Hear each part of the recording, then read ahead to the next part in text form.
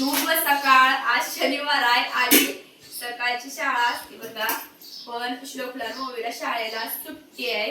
कारण माहित आहे का, आज 26 जानेवारीची तयारी करायला त्यांना आज उद्या भरपूर डान्स ही घेतलेला आहे त्यांनी.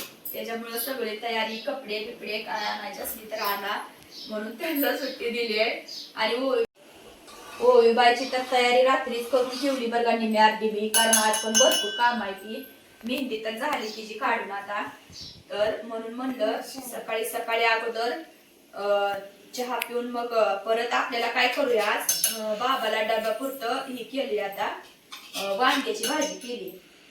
आपल्याला परत करूया झुणका भाकरी म्हणलं म्हणून आता काय केलं नाही. आता अगोदर चपाती भाकरी बनवून घेतली आणि मग आपल्याला हे करूया झुणका करूया.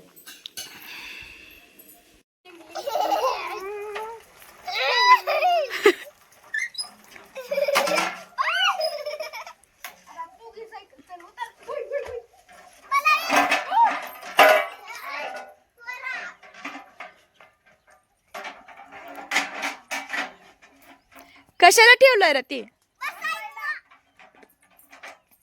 बर ओवीला दे आता.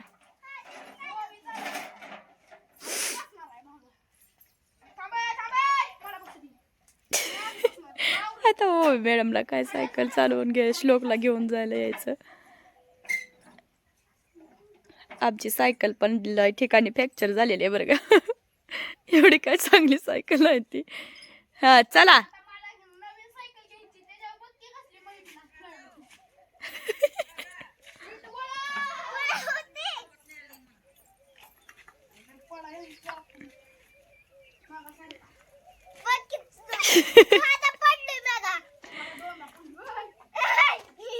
चालव की फास्ट.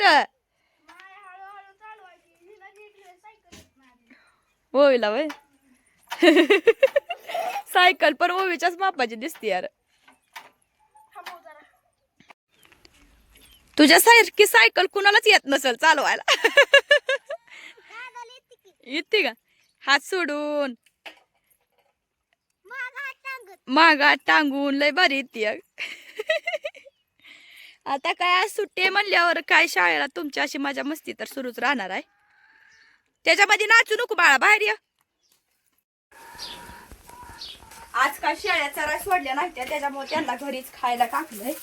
म्हणून म्हणलं आज हाय भिजवायला पाणी चालू आहे तिकडं, त्याच्यामुळे शेळ्या काय सोडल्या नाही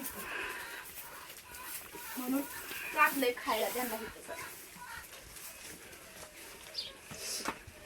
अजून मला देवपूजा करायची राहिली. अजून तुम्ही फुलं तर आणून ठेवली ती, पण अगोदर डबा बनवायचा होता म्हणून बाबाला अगोदर डबा बनवला आणि आता देवपूजा राहिली करायची अजून.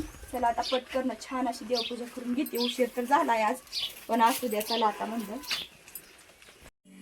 देवपूजा केली ना तर सगळं काम झालं असं मला वाटतं बघा. आता आज ना स्वयंपाक झाल्यावर माझी देवपूजा झाली आहे, पण म्हणलं असो उशिरा का होईना पण एकदम छान देवपूजा झाली. आज फुलं पण भरपूर सापडली आणि आमच्यात ना हे देवीचं ताट आहे.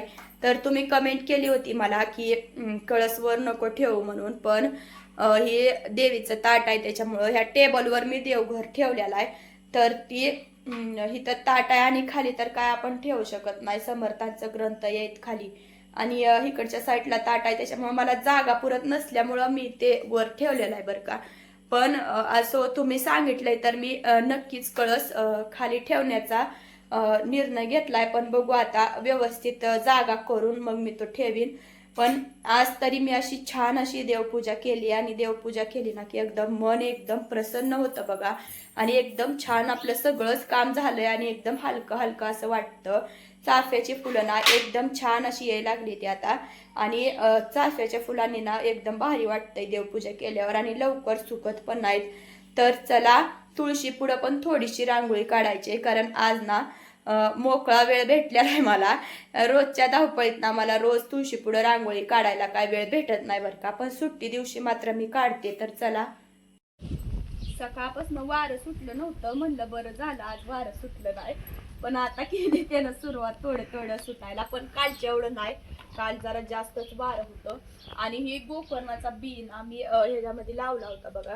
तर ह्याच्यात एकदम छान असा आता गोकर्णाचा वेल यायला लागला आणि तुळस पण आहे. पण म्हणलं असू द्या, इथं जवळच आंबा आहे तर ही गोकर्णाचा वेल ह्या आंब्यावर चढवता येईल म्हणून मी काय त्याच्यातनं काढणार नाही. म्हणलं असो असं चांगला दिसल. आज थोडासा वेळ भेटलाय आणि शाळा पण सुट्टी असल्यामुळे शाळेला म्हणून म्हणलं तुळशी पुढे रांगोळी पण काढावी. रोज आपल्या रोजच्या धावपळीत काय आपल्याला रोज रांगोळी काढायला जमत नाही आणि मला रांगोळी काय एवढी छान येत नाही बरं का. त्याच्यामुळं मी जास्त करून काय रांगोळीच्या जास्त नादी लागत नाही. पण अंगणात रांगोळी काढलेली असली ना तर एकदम छान आणि प्रसन्न वाटतं बघा. आणि वारं पण रोज जरा जास्त सुटतंय त्याच्यामुळे रांगोळी काय होते विस्कटली जाते पूर्णपणे. आज पण मी काय जास्त काढणार नाही पण एकदम थोडीशी अशी पण एकदम छान अशी रांगोळी काढते. आणि तुळशी मातेजवळ रांगोळी काढली की घरात येणाऱ्या माणसाला एकदम प्रसन्न वाटतं. त्याच्यामुळे म्हणलं चला राहू नाही तर न राहू आज काढूयाच रांगोळी.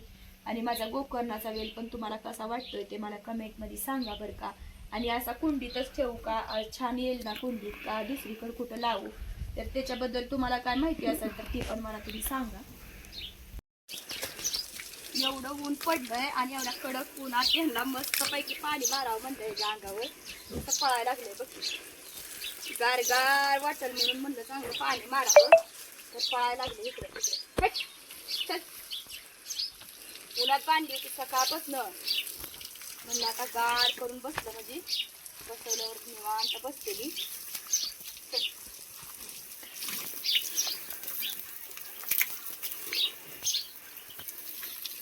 त्याच्या पण मारायची तर ती गेलं पळून तिथं. आपली विकलेली मैत्री तिला तिला लय असं पाणी मारलेलं आवडायचं निवांत हे करायचं. ती बारकी त्यांना कळत नाही अजून गार पुन्हा सळून आल्यावर गार झाल्यावर निवांत बसलेलं.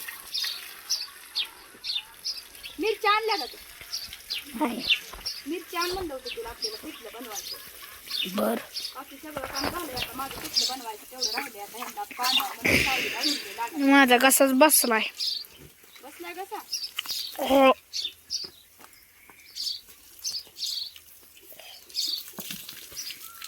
झुणका बनवायसाठी ना सगळ्यात अगोदर तर मी 3-4 कांदा कापून घेतले तर आणि टोमॅटो जास्त घालायचा नाही आंबूसपणा येतो. थोडंसं चवीपुरतं घालायचं आणि लसूण कोथिंबीर आणि हिरवी मिरची याचं वाटण करून घेतलंय. आणि कांदे 3 ते 4 घेतले. तर आता झुणका मला 4 ते 5 माणसांचा बनवायचा आहे त्याच्यामुळे मी एवढं बेसन घेतलंय बघा. तर जास्त माणसांची क्वांटिटीचं जर बनवायचं असेल तुम्हाला तर हे सगळं काही जास्त प्रमाणात घ्यायचं पदार्थ. आणि सगळ्यात अगोदर ना आपला कांदा एकदम छान असा भाजून घ्यायचा. विदाऊट कांद्याचा झुणका ना छान होतो तसा पण मला एवढा आवडत नाही श्लोकला आणि मला कांदा घालून केलेला झुणका छान लागतो. त्याच्यामुळं लाल असा कांदा भाजून घ्यायचा अगोदर म्हणजे एकदम छान अशी चव येते. या कांद्यानं मला किती रडवलंय माहितीये का?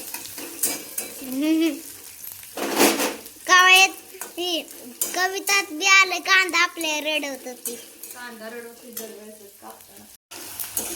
कांदा छान असा भाजून आलाय बरं. आता कांदा भाजला की मग त्याच्यामध्ये टोमॅटो टाकायचा. आता मला कोथिंबीर जेवढी जास्त असेल ना तेवढं छान होतं बरं का. पण आता माझ्याजवळ ना कोथिंबीरच नव्हती त्याच्यामुळं म्हणलं असू दे. थोडेसे 2 काड्या होत्या तर त्याच मी या वाटणामध्ये टाकलेल्या. आता नसल्यावर काही इलाज नाही. आता लावली कोथिंबीर पण अजून छोटे छोटे आपल्या रानातली. कांदा चांगला भाजला आता टोमॅटो टाकते.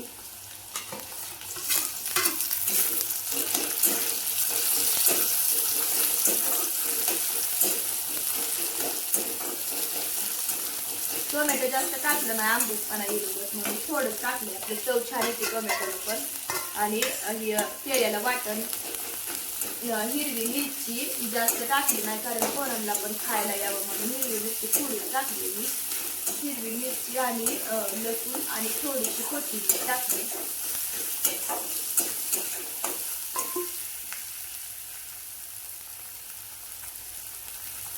हे मिश्रण चांगलं भाजलं ना आता मग त्याच्यामध्ये मीठ टाकायचं. हळद तर महत्वाची आहे नाहीतर हळद विसरल. नाहीतर पांढरा पांढरा झुणका होईल आपला. पांढरा पण असतो झुणका, पण आपण कधी तसं खात नाही, त्याच्यामुळं आपल्याला सवय नाही पांढरा खाण्याची. हळद टाकली, थोडस जिरं. जिरं जास्त नाही टाकायचं, मग ती जास्त कचकच लागते. थोडस टाकायचं.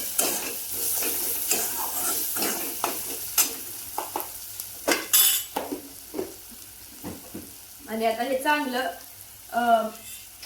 तेलामध्ये व्यवस्थित असं भाजतंय. बारीक गॅस केलाय मी आता. तोपर्यंत इकडे मी काय करणार आहे की आपण बेसन जी घेतलंय ना, तर ती असंच न टाकता ह्याच्या पूर्ण अशा गाठी फोडून पातळ करून घ्यायचं, म्हणजे अजिबात सुद्धा गाठ होत नाही आपल्या झुणक्यामध्ये.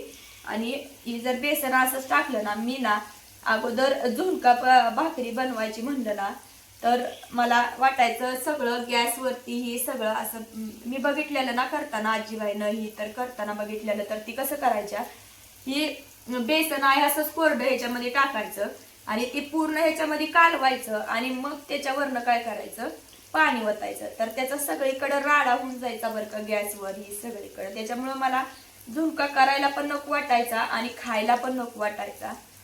पण ही ट्रिक मला ज्या वेळेस पासून भेटली ना, त्यावेळेस पासून ना मला एकदम भारी पिठलं आवडतं पण, आणि करायला पण आणि खायला पण. जेवढं आपल्याला पातळ करायचंय तेवढं पाणी ह्याच्यामध्येच मिक्स करून घ्यायचं.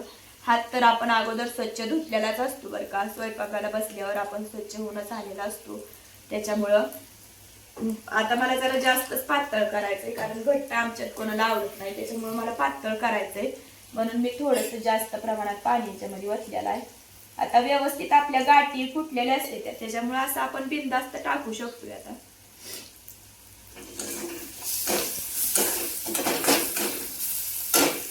मस्त असं मिश्रण आपलं आता तयार झालेलं आहे.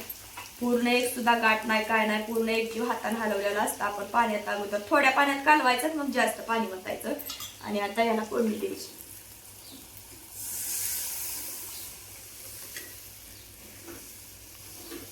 आता कोथिंबीर नसल्यामुळे एवढा मस्त कलर येणार नाही ह्याला. वरनं कोथिंबीर टाकल्यावर एकदम छान वाटतं, पण नाही आता आपल्याकडे तर असो काय नाही.